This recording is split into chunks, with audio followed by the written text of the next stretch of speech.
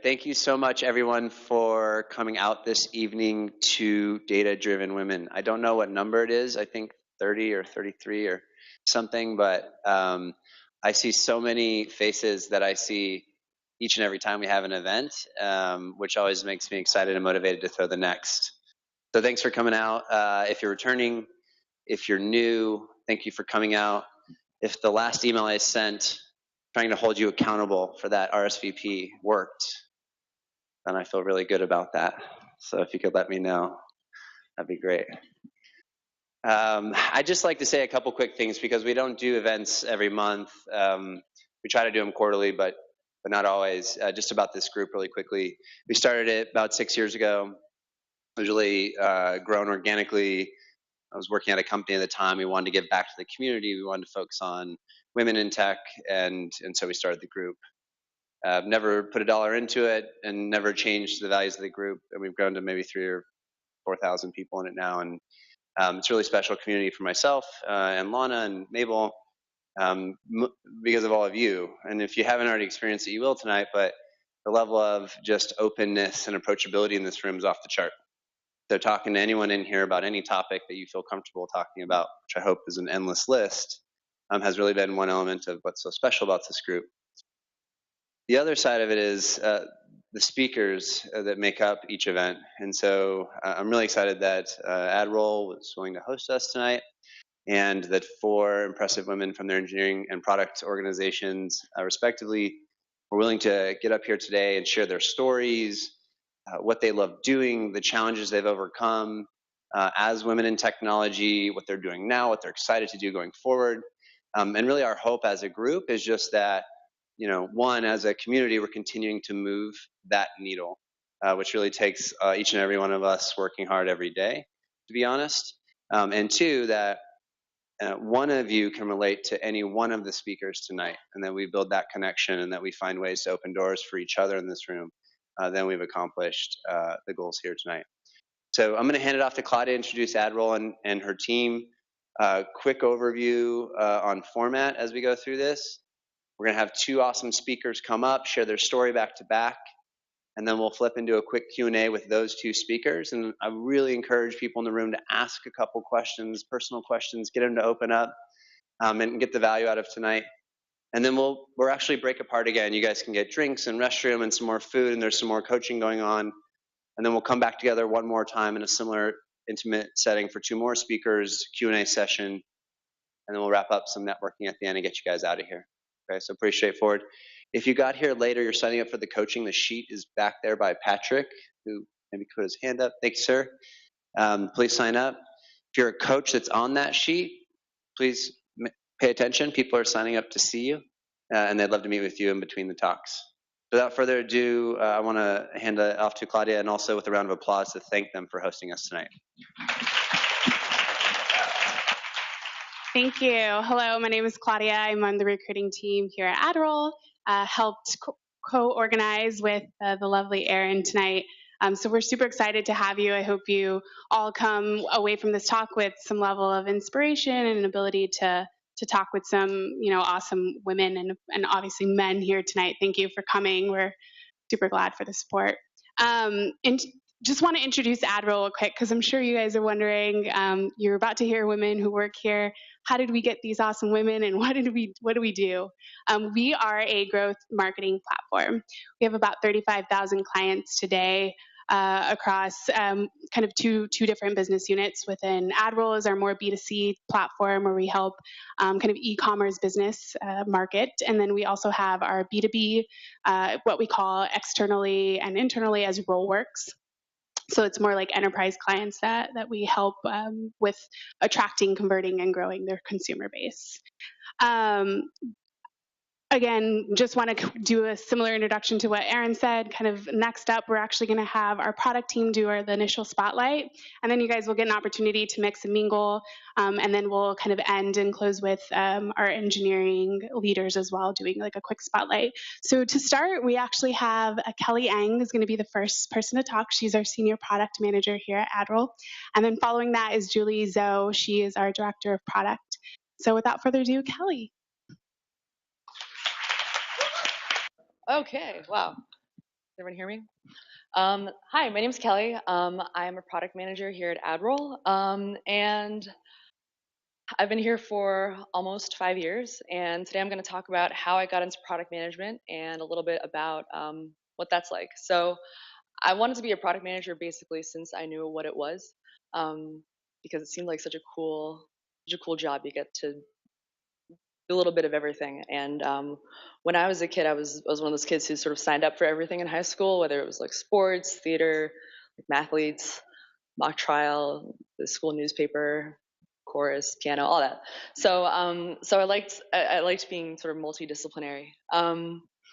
And I also have a strong sense of how things ought to be. A friend of mine sort of coined this like PM rage.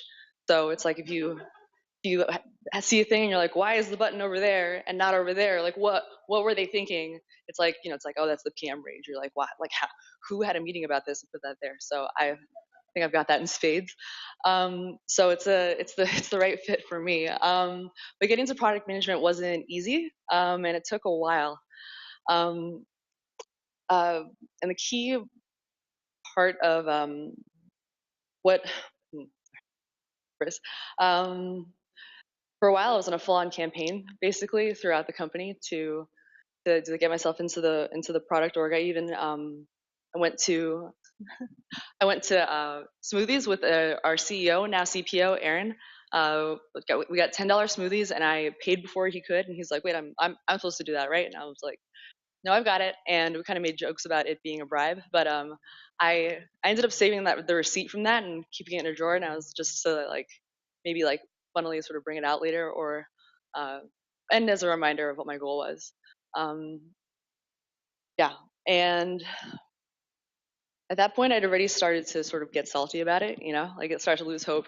Uh, and I know that, there's studies that show that men sort of get hired based on potential, whereas women are more often hired based on past experience. And I was like, man, how am I ever going to get experience if I can't even get like the first job? And so, what was the game changer for me was actually getting people who were true sponsors of me.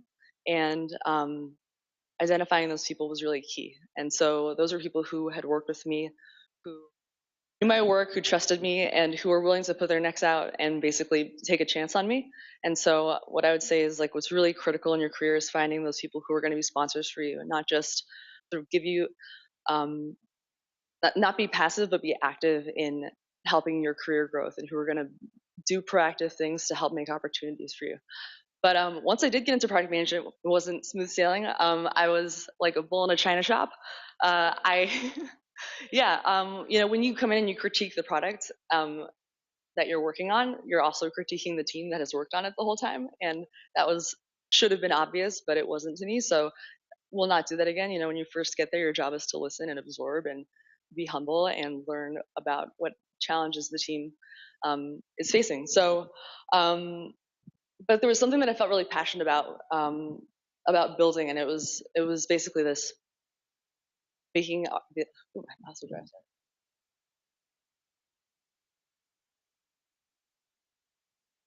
It was about making the buy flow a lot more intuitive for people. Basically, for small customers who don't know a whole lot about marketing, making that a lot easier for people to.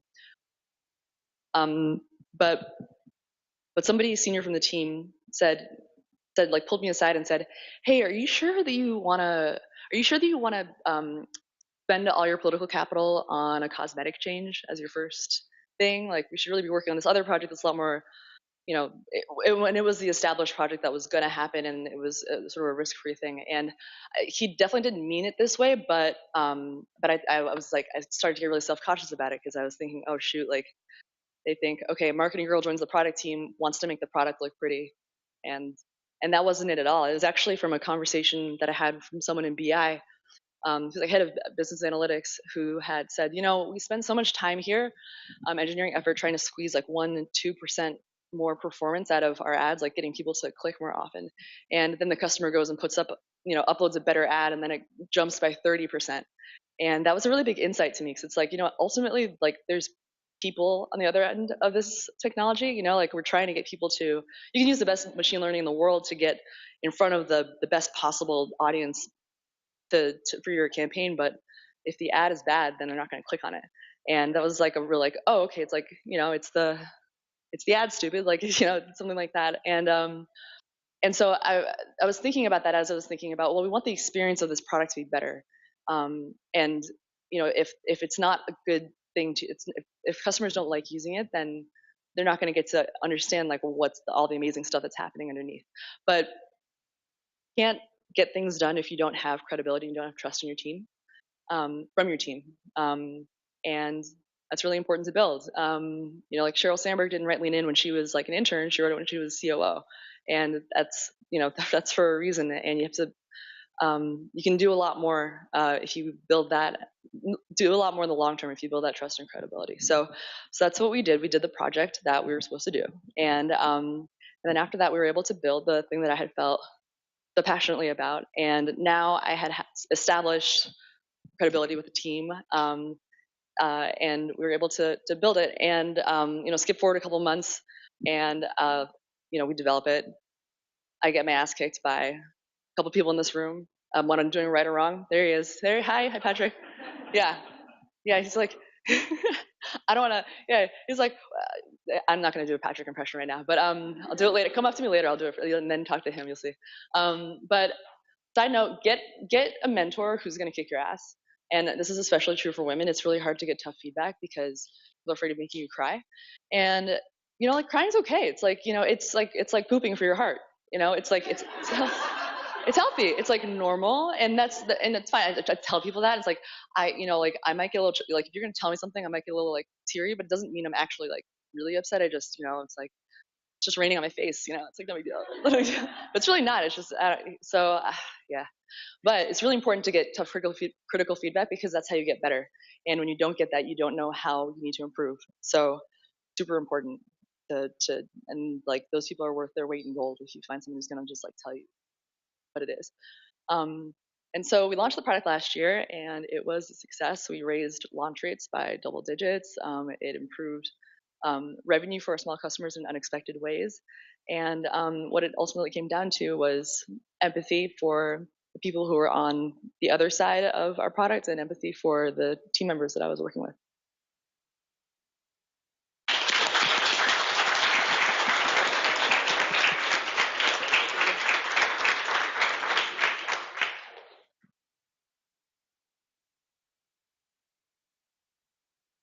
Hi, my name is Julie.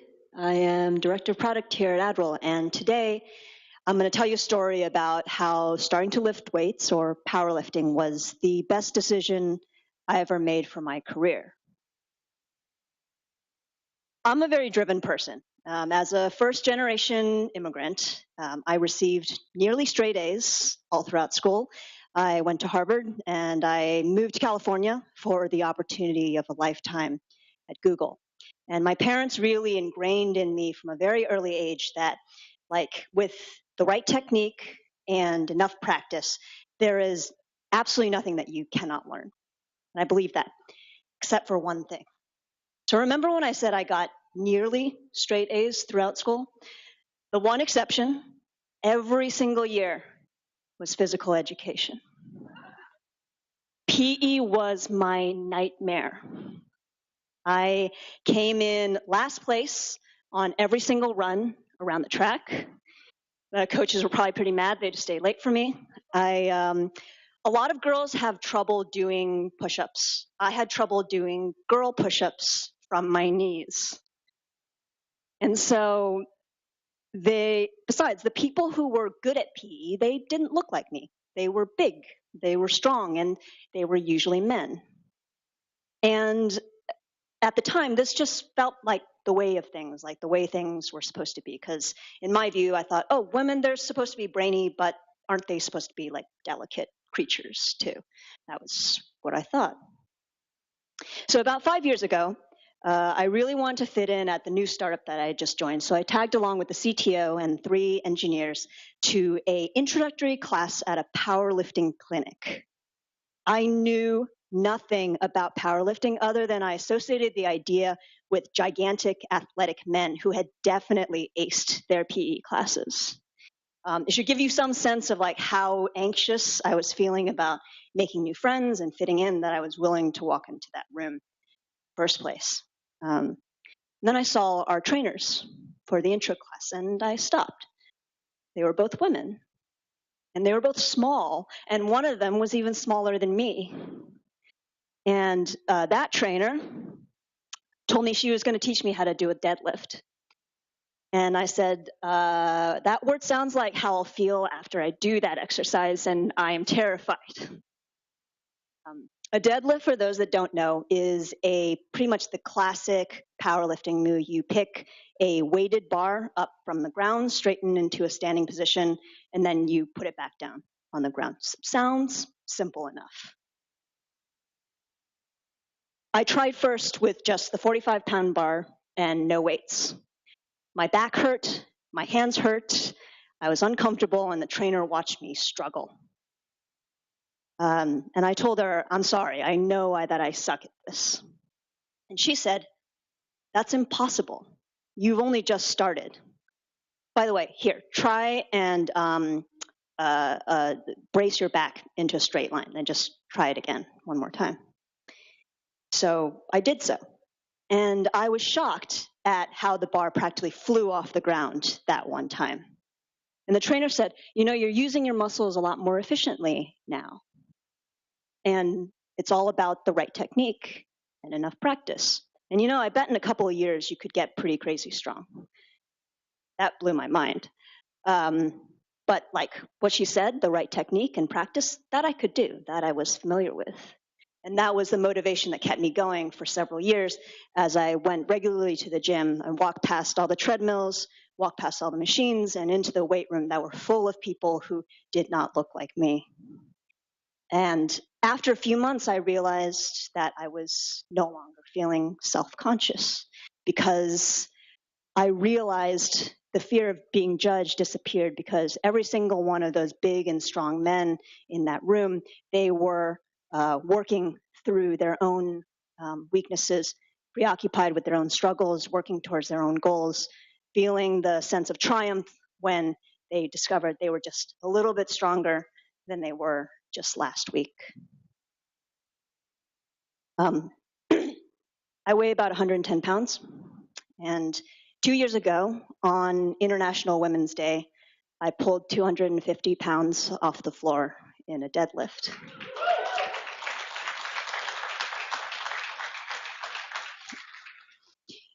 That same week, the VP of product at my company unexpectedly resigned, and leaving me as the most senior product manager in a team of 7.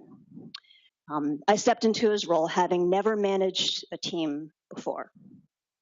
An earlier version of myself would have turned that opportunity down as something that I was not qualified to do, as a place where I didn't belong. The powerlifter version of me knew that I'd only just started.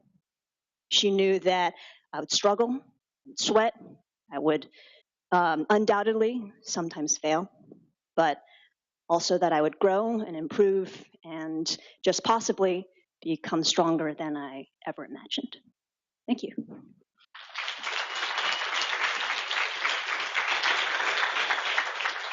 Amazing stories. Kelly, Julie, if you guys want to come up, if anyone has any questions, I think Shelly and Aaron, do you have another microphone you can pass around? Feel free to raise your hand if you have any questions for our 2 ladies here. Again, round of applause. Amazing talk.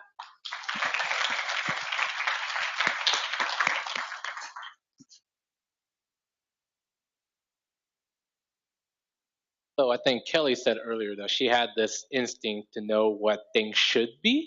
And I'm kind of curious, is that like trained or is that natural? I'm just naturally gifted. I don't know.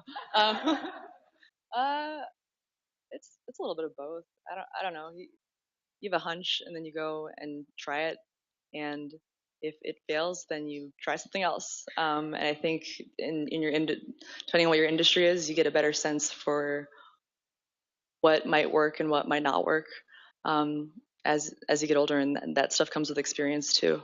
Yeah, but I think with tech, we often forget that it's that it's people. And so I think like backing out and thinking like trying to imagine yourself in if it was your mom like using this technology, like what would she think, or if or like why are people using this and like what state of mind they're in. I think there's a lot of techniques you can use to like think about to like a lot of frameworks and techniques you can use to sort of think about what you think should be the right thing.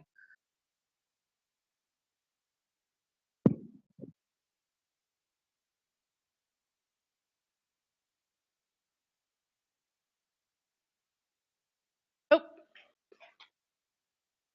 I don't think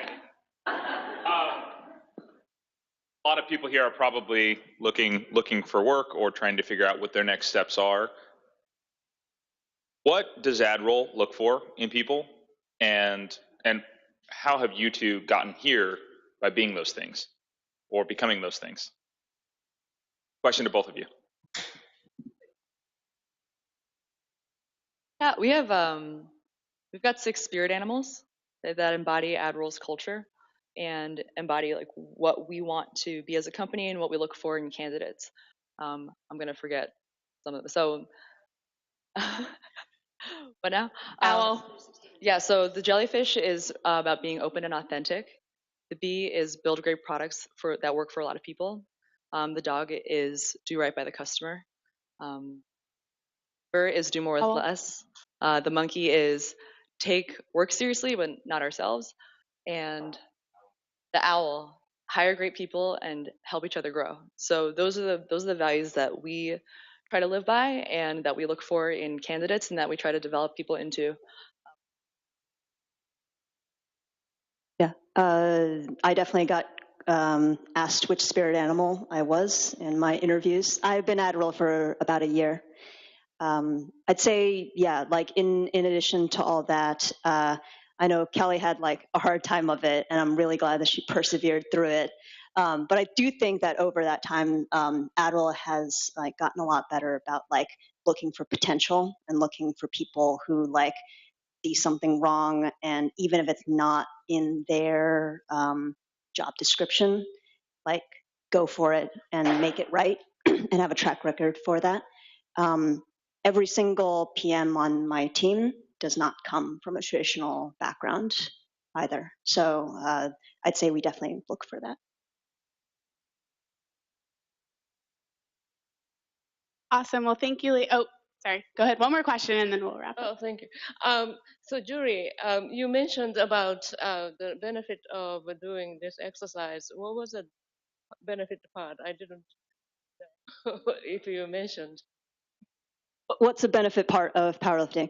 I was basically making a metaphor for it was something that really scared me my entire life, and it was something that I always just set aside as like, that's not me.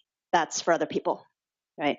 And I quickly learned you should never think like that. Everyone who is an expert at something started out as a beginner in that exact thing, and like sucking at something is like the first step to being like eventually kind of good and maybe great at something. Awesome. Well, thank you, ladies. We're going to do a quick break. We'll do about a 20-minute break, and then we'll have Miria Pena and Jessica Grist be next around it. All right, so to get us started, we're going to dive into the engineering group now here at AdRoll. We're going to start with Jessica Grist, Senior Software Engineer.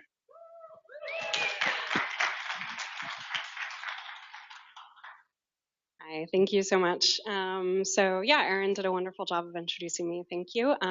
Before I get started, I think Erin mentioned it already too, but I just wanted to give my thanks to all of the male allies that are here. I just want to say thank you. Yeah, as a woman in tech, it means so much to me to see you guys sitting out there, standing out there, wherever you are. So thank you so much. It really does make a difference having you here. Yes.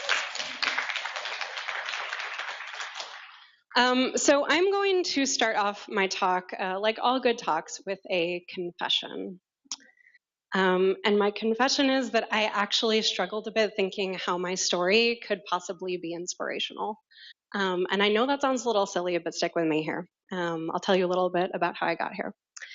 I started off my professional life as a special education teacher. I did that for about 6 years. went all the way, got a graduate degree, did some research, got my teaching credential. And then I made an abrupt pivot into tech and went to a coding boot camp, Hackbright, which is the women's only boot camp here in San Francisco. And unfortunately, I don't have a magical story for you. There's no long-term interest in computer science. I haven't wanted to do computers since I was 7. I don't have any real math or science background. My decision was pretty much driven by 2 things. It was driven by the real practical considerations of wanting to live in the Bay Area. And it was also driven by seeing that I had a lot of friends who were engineers and they seemed to really like it. So it seemed like a good idea at the time. It's definitely grown into a career that I absolutely love. I feel incredibly lucky to be able to come here every day and do this great work with all of these wonderful people. But I didn't know that would happen at the time. And in some ways, honestly, I think I've had it pretty easy. I work hard, of course. I'm definitely able to take credit for my own accomplishments. I've gotten a little better at that over time. But I generally feel like my journey into tech industry has been a pretty positive one. So now you could see why I was kind of wondering if I'd even be an inspiration. Inspirational people are supposed to have kind of hard stories, right? So I don't have a hard story for you, but I do have some things I've learned over the past 4 years that I've been in the tech industry. So once I was thinking, how can my story ever be inspirational, I decided to step back and try to think critically about what has actually helped me have a good time in an industry that has a reputation for being really tough for diverse folks. People of different genders, ethnicities, etc. There's definitely a reputation that it's tough here for us. So what's made it good for me? A couple different things that I've learned. When you're learning something new and scary, and literally everything that I do every day now used to be new and very, very scary to me. Surround yourself with support. Try to keep one foot in your comfort zone.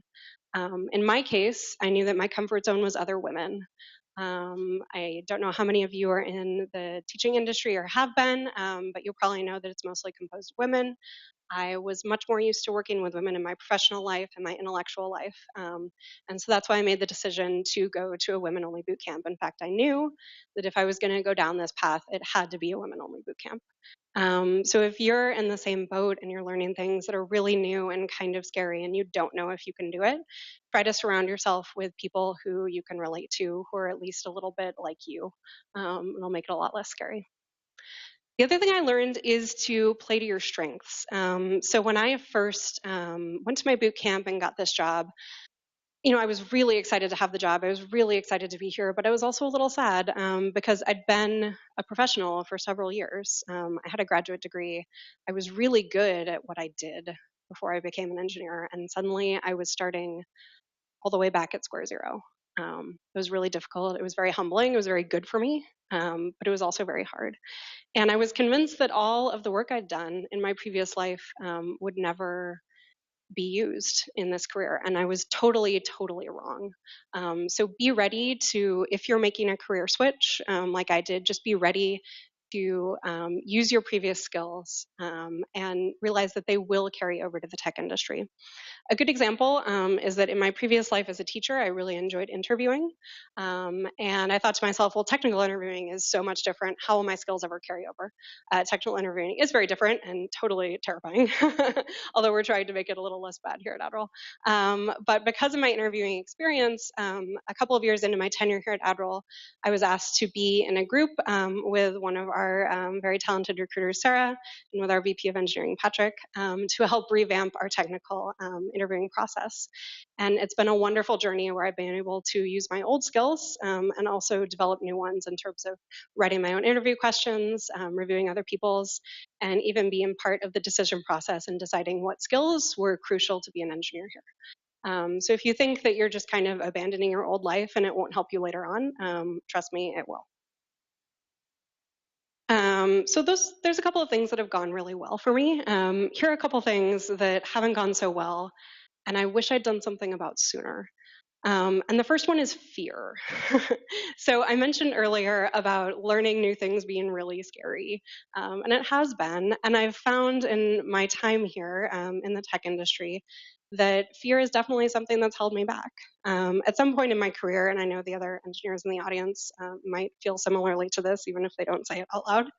I was convinced I could never understand several things that I now use on a daily basis.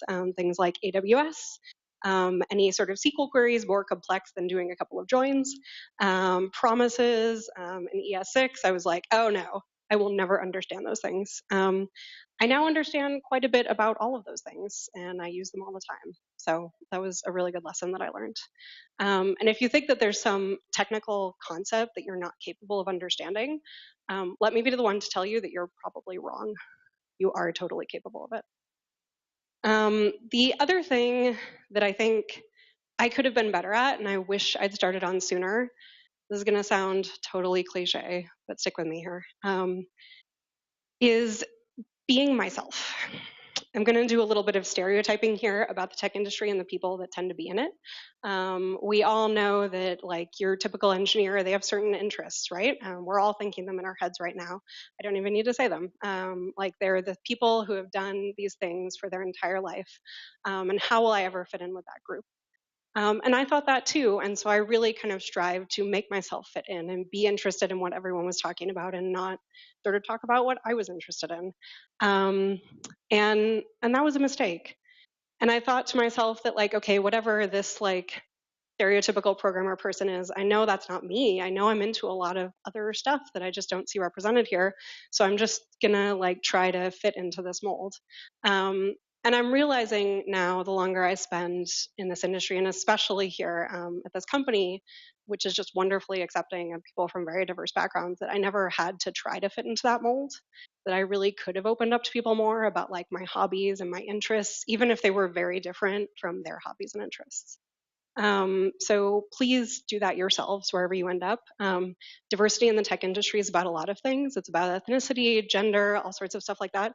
But it's also about diversity of interests. So if you're into something that you think is weird and like no one will be interested in hearing about, you're probably wrong. Talk to them about what's important to you.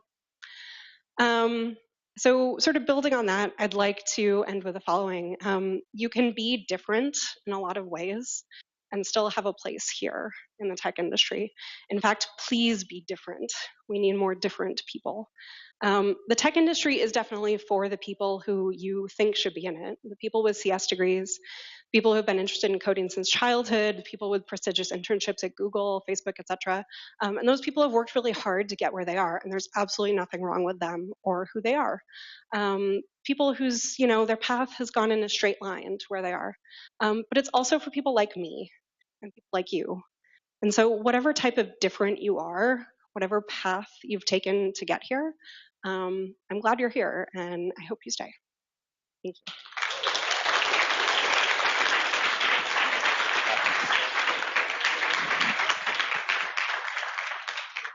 Thank you, Jessica. That was awesome. You're recording this, right? It's great. All right, guys, really quick, Lana and Mabel, if you guys could make your way back here so when Miriam's all wrapped, we're up here. Last but not least, guys, Miriam Penna coming in hot as a staff engineer here at AdRoll, also one of the Women to Watch 2018.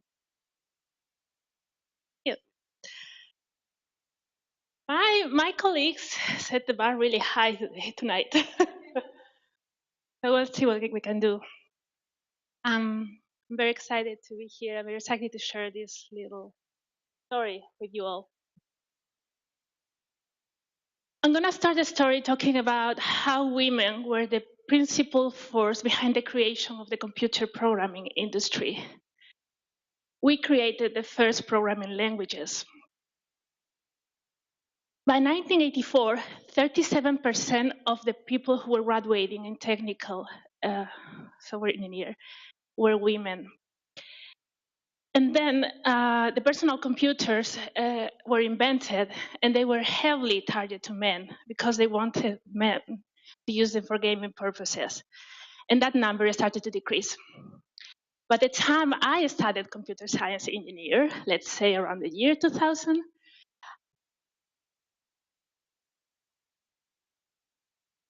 I think we were 20% in our class. And you can really feel it in the atmosphere. There were so many guys, and they have like 5-7 years of experience of this gaming and doing software and being programmers of languages I have never heard about. And there I was. I did a 3-month course in Pascal. I have no idea about anything. And it was really, it made me self-doubt at times, and it was hard, but I did not let that stop me from pursuing my degree. And when I graduated, I specialized myself in scalable systems and backend engineer, because that's what I really love. I have always faced a bigger challenge, a different industry where I can grow, different problems I can learn how to solve. And scalability problems are not things that you often found in your hometown, especially if you are born in a fisherman village in the northwest of Spain.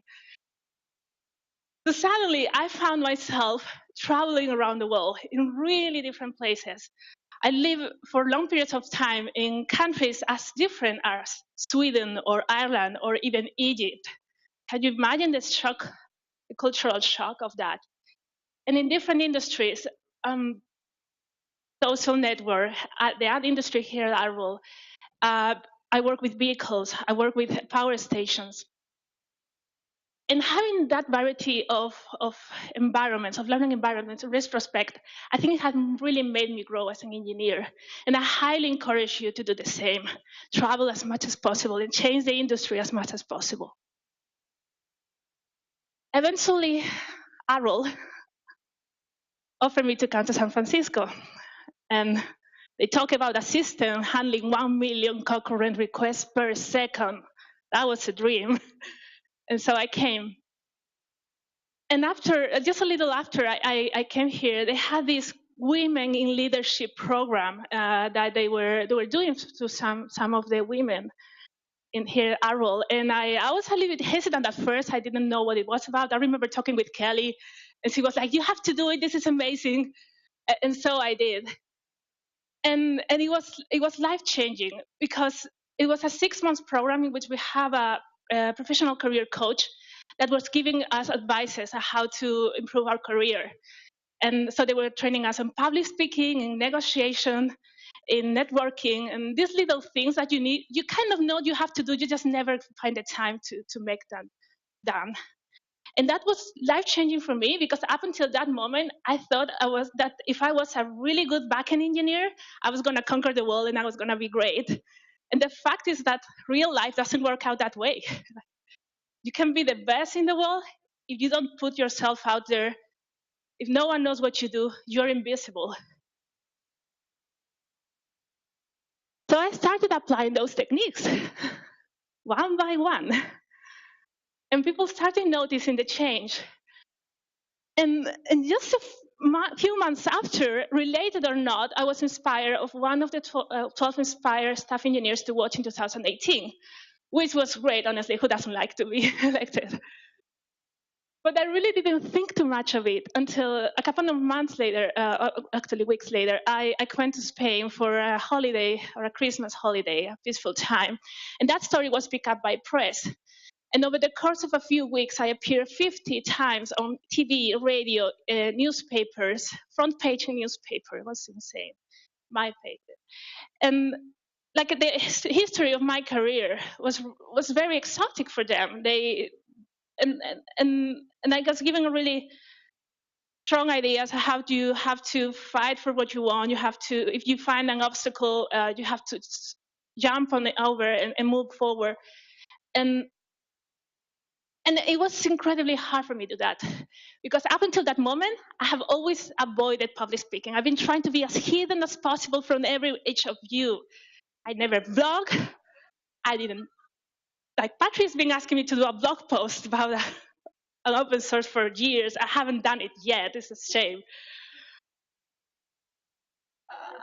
Yes, I don't do, well, I didn't do public speaking. Basically, it was so hard. You can't imagine. But it was so worth it. Because I started receiving messages from people that I didn't know about. They told me that they have seen my history on TV, and their daughters have seen my history on TV. And those little girls were very inspired by my history. And now they wanted to do a career in tech. and they wanted to travel the world. It almost felt like doing back-end engineer was not a weird career choice for a young lady.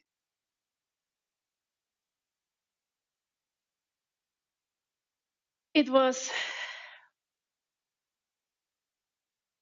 incredible. I realized I could do an impact on people.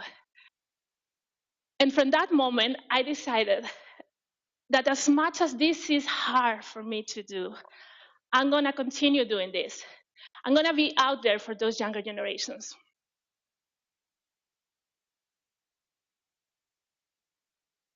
According to the National Science Foundation, the percent of women in tech is still decreasing nowadays.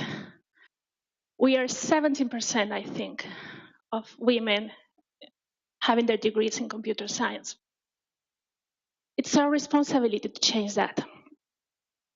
So please, travel, train yourself on soft skills, read, attend courses, get yourself prepared, and help other women be prepared. Mentor them, sponsor them. They need you. And once you're all prepared, be visible yourself, make noise, tweet, write blog posts, do public speaking on conferences. Don't think you have nothing to share. Don't be afraid of the critics. And don't do it only for your career. Do it for the young ladies. We need to show them that they fit in this industry. They need you. They need you to be the new generation of role models that they can look up to.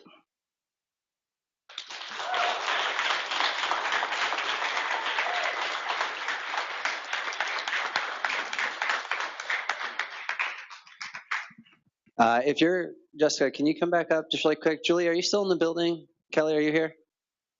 Yup, I see you over there trying to sneak away. These stories have been just compelling at a minimum. I got everyone back up. This is amazing. Awesome. I know, right? Cheers. Julie, where you at? You coming? No? Hey, it's one more round of applause, guys. This was just great. That was so good. All right, so before we get a speaker up from, thanks guys. Before we get a speaker up from next event, Mabel, you want to come say a little bit about Albert's List, and Lana a little bit about CyberSN, and then also, Claudia, please let these folks know if AdRoll's hiring or not.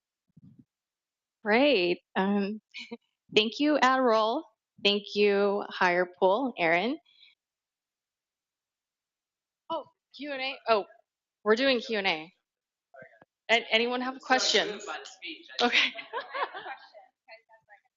have to know what your hobbies are, Jessica, at this point. Yeah.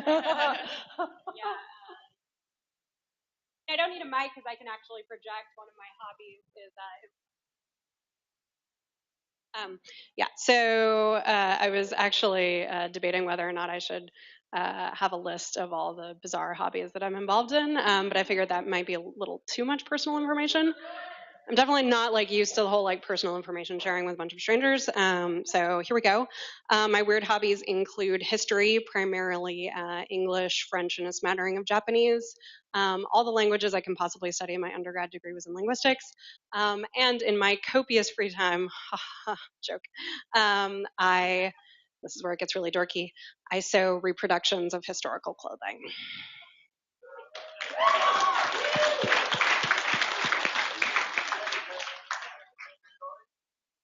Yeah, I knew you'd bring that up. So I do some theater stuff on the side. Let's just put it that way. Charles Dickens?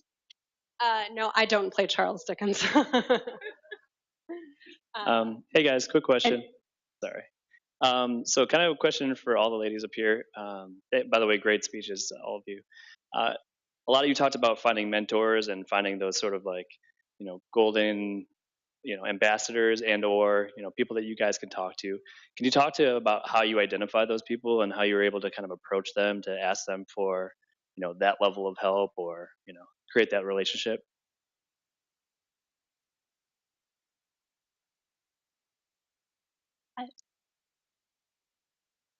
Hi.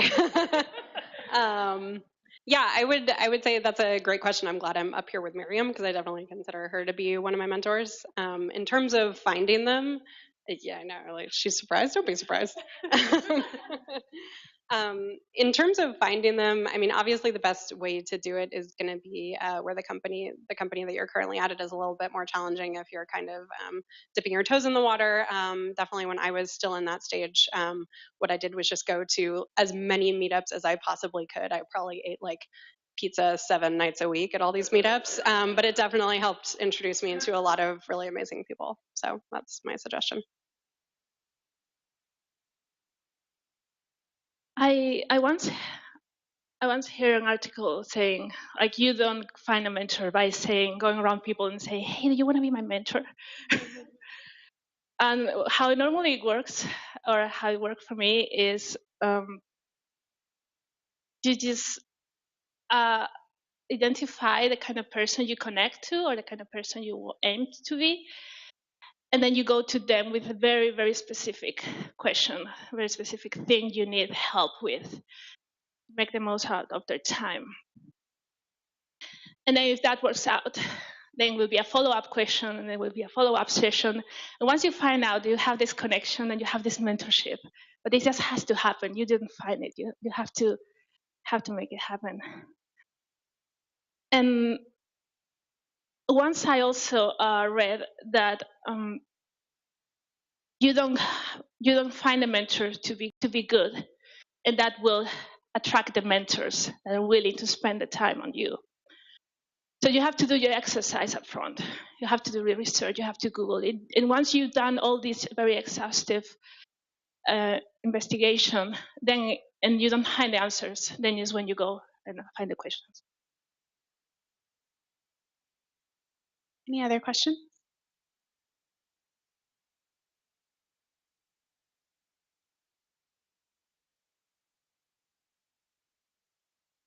I have a couple of mentors over here, at least.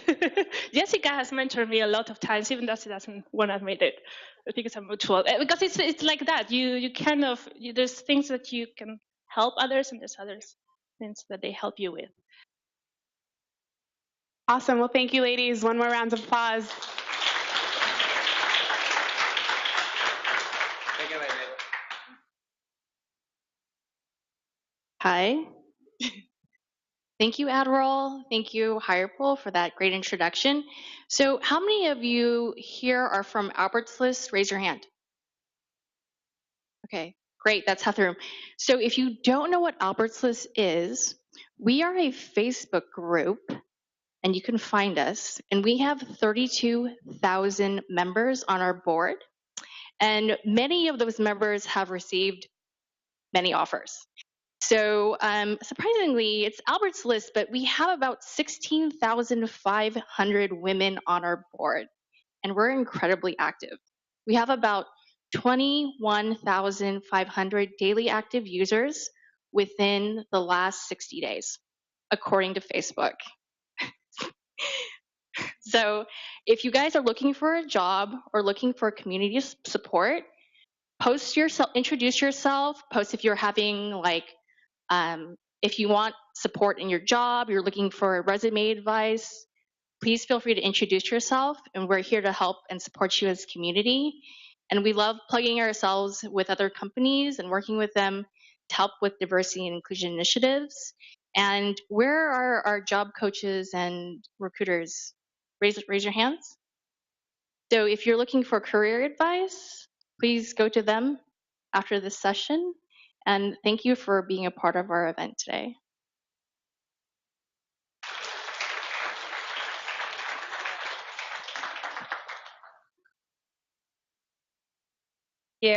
I didn't know all that stuff about Albert's List. I'm going there right now. That's awesome.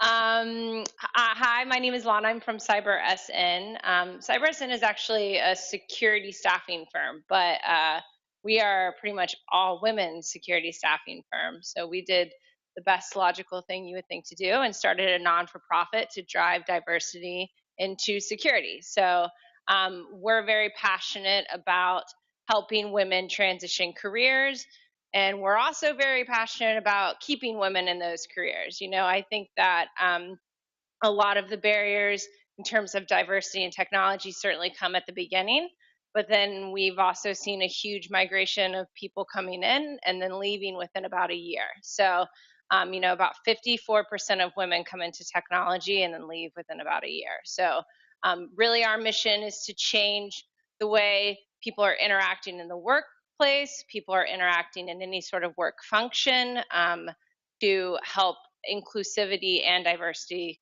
exist for the long term. So I'm so happy to be part of this group. These stories were incredible. I'm stealing stuff from all of you for the rest of my lives. So thank you so much for sharing. Thanks, Erin, for organizing this.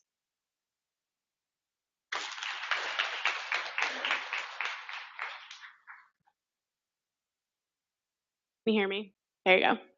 Yeah, well, thank you all for attending. Erin will be closing out, but just wanted to give a quick shout out. You're welcome to come introduce yourself to me. You know, we are hiring here at AdRoll. We have multitude of opportunities available. Engineering, VP of Engineering over there raising his hand.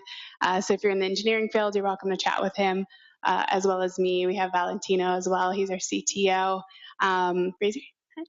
Hello. So you're welcome to come and talk to us about any of our opportunities on the engineering side. We're also hiring for product and then various business roles. So thank you again.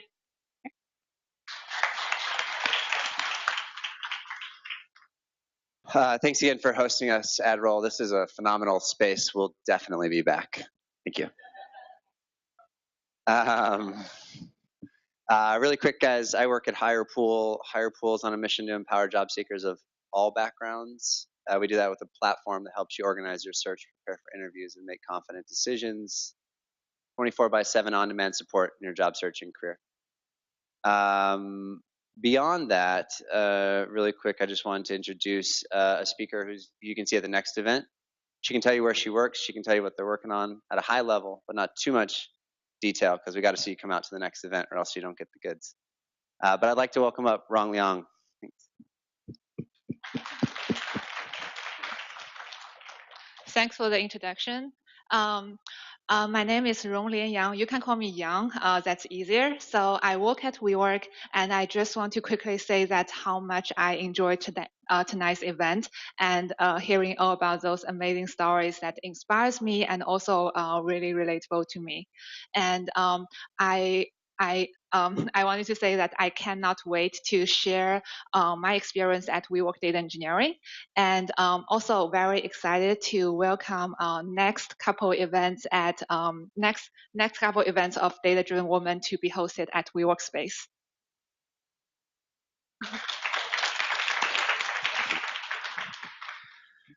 Let's practice for next week. Next night. Awesome.